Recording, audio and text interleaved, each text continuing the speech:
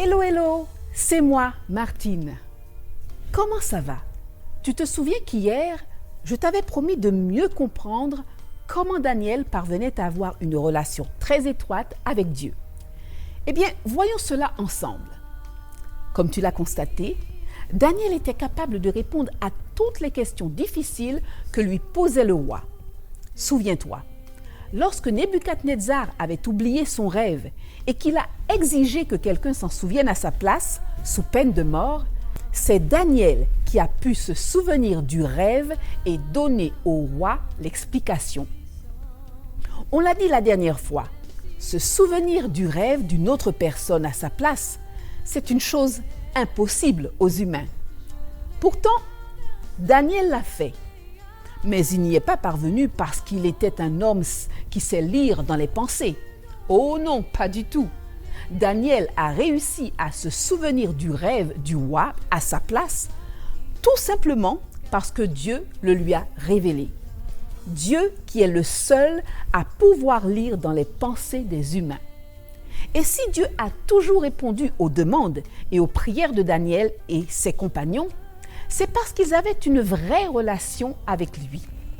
Dieu et les 4 jeunes Hébreux ne se parlaient pas seulement de temps en temps ou lorsqu'il y avait un problème. Non, ils se parlaient tous les jours. En fait, Daniel avait des moments particuliers de prière. Sais-tu combien de fois par jour Daniel priait Dieu? Voyons cela dans le livre de Daniel 6, au verset 10. Il est dit: lorsque Daniel sut que le décret était écrit, il se retira dans sa maison où les fenêtres de la chambre supérieure étaient ouvertes dans la direction de Jérusalem.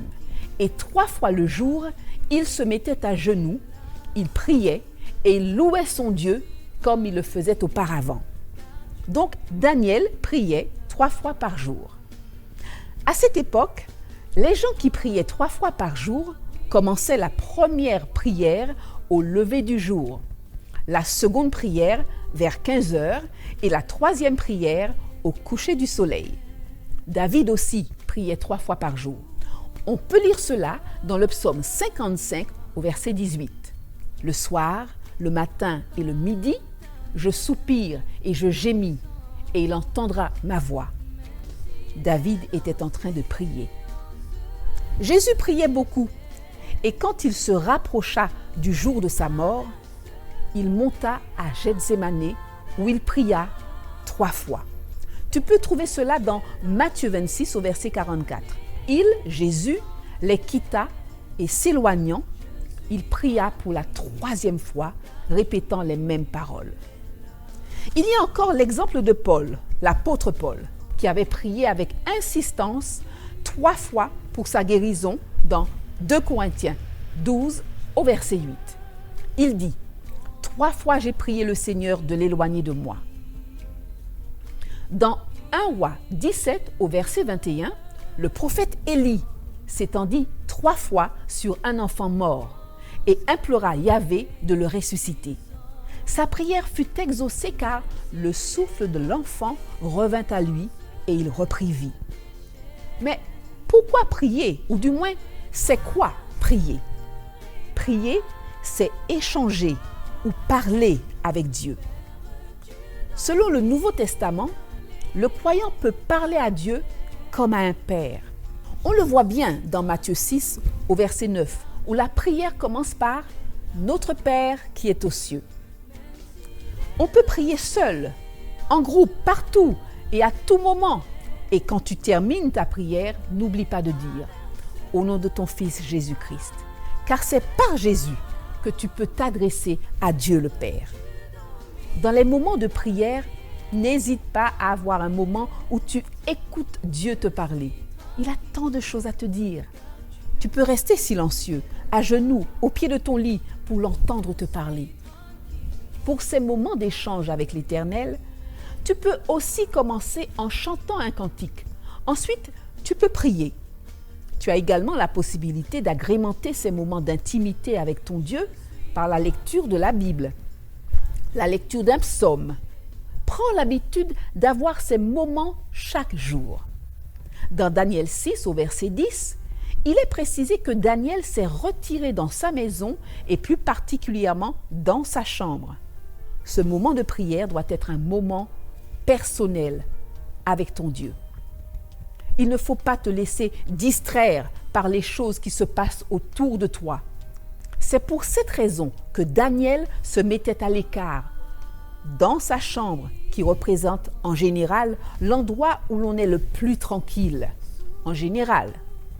Mais je sais que beaucoup d'enfants ou de jeunes partagent la chambre avec un frère ou une sœur. Cet espace peut devenir bruyant.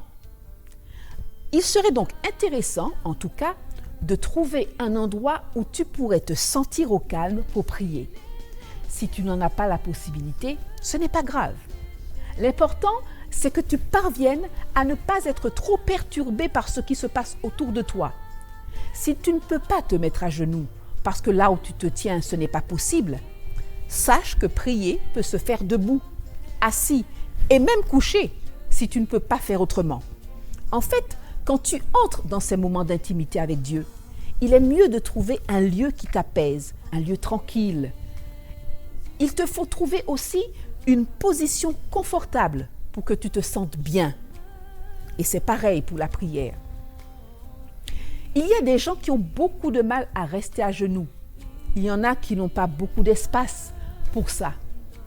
Il faut que tu sois confortable, car quand ce n'est pas le cas, ce moment d'intimité avec Dieu peut devenir une contrainte, une souffrance que l'on veut rapidement expédier. Non, il te faut un coin bien à toi, confortable au maximum et tranquille.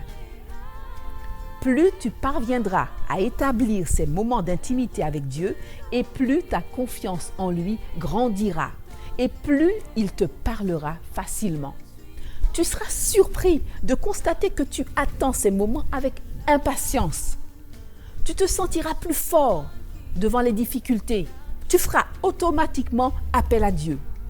Et à la maison, on constatera que tu as changé, car tu seras plus calme la plupart du temps, tranquille, comme Daniel.